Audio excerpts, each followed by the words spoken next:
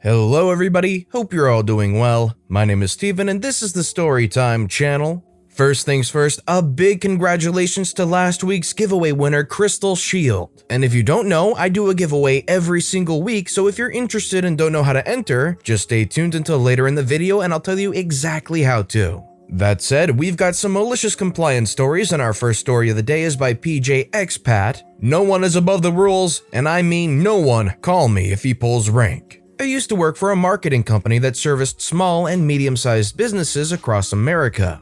It was a multi-billion-dollar revenue company. The CEO was a true rags to riches story. He joined the company right after he got out of jail in his early 20s for a small drug charge and worked his way up over 20 years to eventually become the CEO of the company. The CEO strongly believed that the success of the company did not come from the brilliant and intelligent minds that he hired for his executive team, but the hard work, sweat and tears of the infield sales reps, service reps, made sure the customer services were properly installed, collection reps, chased after customers who fell behind on their payments, and sales managers. He would often say, without sales, we don't have the revenue to pay your salaries. Without customer service, customers will drop us faster than we can bill them.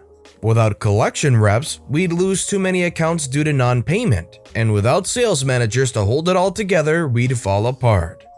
And he had a rule. Every single executive team member would spend one full week of each quarter in the field with a sales manager, customer service rep, collections rep, or sales rep. In addition, when they are in the field, they are to submit to whoever they've been assigned to, and they may not pull rank. This rule applied to everyone, to include the CEO. I know this because the CEO personally rode along with me for 5 days in the field. He was a legit cool guy. I got a story at the end about this. So, apparently we had hired a new VP of marketing from a major brand that I'm sure everyone in the sub would know of. Anyway, apparently the first time he went in the field, the VP of marketing pulled rank on a sales manager, and the sales manager reported this directly to the CEO. A new quarter went by, and I got an email stating that the VP of marketing will be joining me in the field on such and such week. Okay, cool. Not the first time I had some higher up come out and ride with me. But about an hour later, I got a call from my CEO. The CEO said, OP, the VP of marketing is going in the field with you. I said, yes sir, I got the email. They then said, OP, I picked you because when I was in the field with you, you seemed like the kind of guy that wouldn't be bullied or let someone run all over you. I said, okay, well, thank you. The CEO said, this VP is new to the company, and the last time he went in the field, he pulled rank. I've told him not to pull rank again, and if he does, I want you to call me as soon as you can. I said I understand, and the CEO said thank you. The VP meets me up. Honestly, for the first 2 days, everything was fine. However, on the third day, I was meeting with an existing client. This client was a difficult to please customer. He would always say we weren't worth the money, but I knew we were because I could see his results. And over the years, this client's business had grown a lot. Said client would beat us up over pricing, I'd stand firm, give him a 3% price increase, and offer him upgrades on top. He'd haggle me down to a 1.5% price increase and we'd sign the contract. Now, I told the VP what would happen, that it would be a long sales call and a difficult high tense one, but to let me handle it, I've dealt with the client quite a bit and was well prepared. Now, this meeting with the client lasted 2.5 hours, but I'll get to the point. The client wanted a discount and was threatening to go to our competitor. He wouldn't. That's when the VP spoke up and said, I'm the VP and I'll personally give you a 15% discount on your current plan if you agree to sign a 1-year contract. The customer said 20%. The VP said, split the difference, 17.5 and we have a deal. They agreed. I was mad as heck. One thing to mention, my commissions depended on me generating more revenue, and this VP just freaked me over. We get in the car and I go, you pulled rank, you shouldn't have done that. He said, I got the deal done. I said, had you kept your mouth shut, I'd have gotten more money, not given 20% back. He goes, we got the contract signed. I said, we gave away tens of thousands of dollars that we didn't need to. He goes, look, I'm the VP. I then called my CEO. He saw the name pop up on my car's Bluetooth. CEO answered, OP, how are you doing? I say, the VP pulled rank on me and gave my customer a 17.5% discount on his current plan right as I was about to close him for more money. The CEO said, that's not right. Where is the VP? I said, you're on speaker, he can hear you. CEO said, excellent. Hey VP. Yes, sir. Tell me what happened. VP told his side of the story, which he admitted the truth but also admitted to pulling rank and giving the customer a discount. The CEO said, okay, thanks for your honesty. You're fired. Excuse me? You're fired. You have a 1-year probation clause. You're done. You don't pull rank when in the field. You can't do this. I just did. You are to get on a plane, come back to your office and clean it out. OP, take Mr. VP back to his hotel and drop him off. I said, sure, no problem. And for the next 20 minutes, I had an awkward car ride back to my former VP's hotel. Later, in a all-hands-on meeting, the CEO made sure to talk about how if an executive is in the field and pulls rank, it's a fireable offense for the executive, and he wants all the sales reps, sales managers, customer service reps, and collection reps to know that. Side story on the CEO. The company had a data plan which gave us 4G on our iPads, phones, and laptops. Well, the company changed the service plan and our data plan went down to only our phones, and we had to hotspot off that. They said this move would save us $80,000 a month. We had like 4,000-ish employees in the field. Well, 2 months later, we had a conference. We had 3 conferences a year, and after the conference, everyone went to the hotel bar. That's when I approached my CEO with another sales rep and talked to him about how much of a pain in the butt it was to hotspot all our devices and how much it drained our phone batteries and blah blah, and that I get it saves money, but it also costs productivity. The CEO nodded and said, tell you what, in 2 weeks the CIO is supposed to go in the field. I'll have him go in the field with you, and if he agrees that it's costing our reps productivity and causing too many workflow issues, I'll bring back 4G data to all devices. The CIO was there and was told, CIO, you're going to XYZ area and you will be riding with OP. Pay attention to how he uses his 4G data, and if you think we should go back to the old plan where all devices had 4G. The CIO went into the field with me. On the 3rd day at breakfast, he said, last night I called the CEO. And I said, yeah? And he said, I made a recommendation that we go back to our old data plan and ensure all your devices have 4G data. It's obviously creating productivity issues, and when you look at the cost per user, it's not that great. This is absolutely the best kind of CEO, somebody that worked from the ground level up and still cares greatly about every single employee. And not only that, but making sure everybody in a position of power gets that power checked every so often. Do you guys think this process that the CEO does is worthwhile? Basically making CEOs, VPs, CIOs, people that are in a position of power, go in the field and work underneath the common employee. Do you think that's a worthwhile experience that most places should consider implementing? Let me know in the comments down below. Our next story is by SearchYB2795. Do you have these albums? This story happens about 10 years ago. I was a teenager that loved to go to record stores and buy my favorite rock or metal albums and concerts. This one day, I was in another part of the city and I went to another store that wasn't my usual, but I had some money and wanted to see if they had some albums my usual store didn't have at the time. I was looking through the CDs, starting to think they didn't have them, when the store employee saw me. He was a man in his 30s or 40s with long hair. Hello, how can I help you? Hi, I was looking for albums X and Y.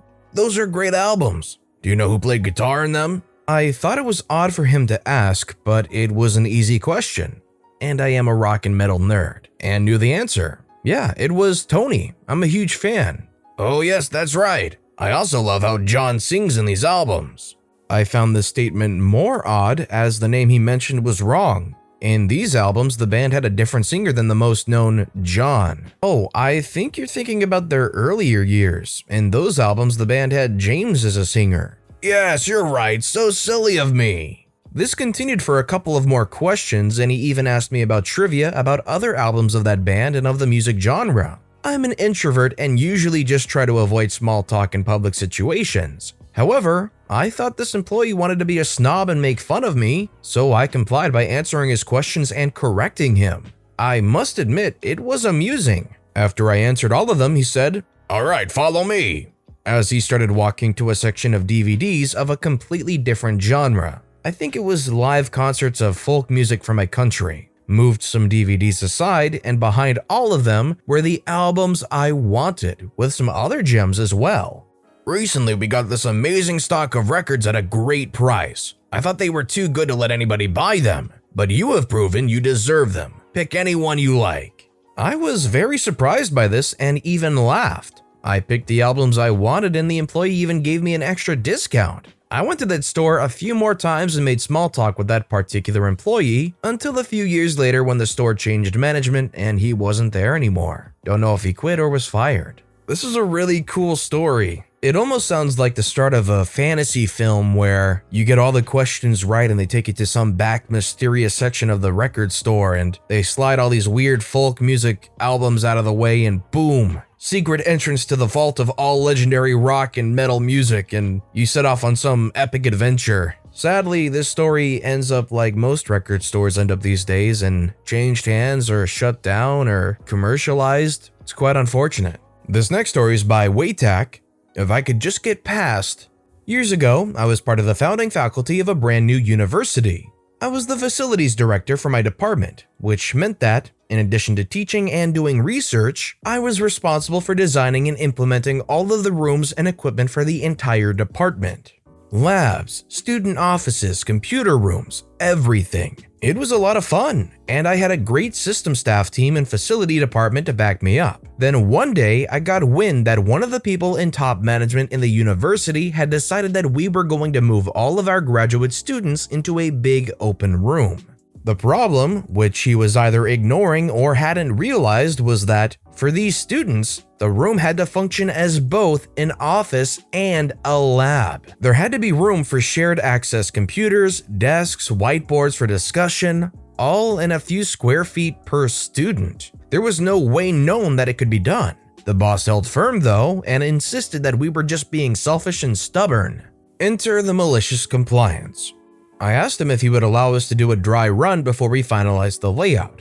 So we spent 2 full days setting up the room in question, pillaging computers, desks, chairs, tables, everything we could think of, and setting them up in the least efficient, most convoluted layout we could manage.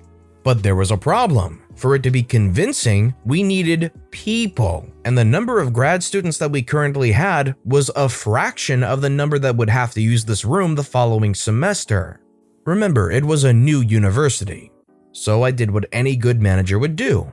I delegated. I gathered the most trusted students and said, at such and such a time, I want this room to be full. I don't care who they are or if I ever see them again, but make sure there are no empty chairs or desks. So on the appointed day, the big brass showed up with something of a smirk on his face, ready to show the young whippersnapper how a negotiation for space is done. And then he stepped into the room. Or he tried to. He had to physically step over one of the senior students, who of course apologized for being in the way. He walked sideways through the many twists and turns past desk after desk, stepping over cables, scooting around printers. I think we may have offered him a cup of coffee at one point from a coffee pot buried in some obscure corner of the room, but that part is fuzzy. When he finally made it out of the room again, he turned to me with an expression that I won't even try to describe and said, "Okay, you made your point. We got our second room." A brief addendum. After it was all over and everything was put back together again, I found the lead student and asked, "Who were all of those people?" He looked at me with half a smile and said, "I have no idea." Well, OP said they didn't want to know. They got their wish and got a classroom full of random people. Sometimes you gotta resort to theatrics to sell the point. This time they went above and beyond and they proved their point. Second room secured. So quickly now, I want to explain just how to enter the giveaway. All you need to do is leave a comment on this video relevant to something you saw or heard or liked in any story in that video. That's it, you're entered. But it applies to every single video we upload this week. So to get the best odds at winning the $30 Amazon gift card giveaway, you'll want to leave a comment relating to any of those videos all week long. On Sunday, after the last video has gone out, I'll pick one comment at random and let you know on the following Monday who has won, and then it starts all over again. So make sure you leave a relevant comment on this video and additionally every video I upload this week for the absolute best chance to win. And while you're at it, why don't you go ahead and give the videos a like too, because it helps more than you could imagine. That said, our final story of the day is by lol Camis. Lie to me about my hours? That's going to cost you. This happened about 8 years ago. I was on summer break from college, so I was looking for an entry-level job for a few months. I was offered 2 jobs at the same time, but one of them was a grocery store just down the street from me, so I accepted that one. I accepted under the pretense that my hours would be full-time, turning down the other job offer. When I started, it turned out I was actually getting 5 hours a week. I gave it a couple weeks to see if it would change. It didn't. And by that time, the job market was flooded by every other student, so I was kind of SOL. But I still came every day, once a week, and did my job to the best of my ability. Early on, I found an expired product on the shelf and asked a coworker what I should do with it. He told me that anytime we came across something expired, we put it in the donation bin outside the store. I took that and ran.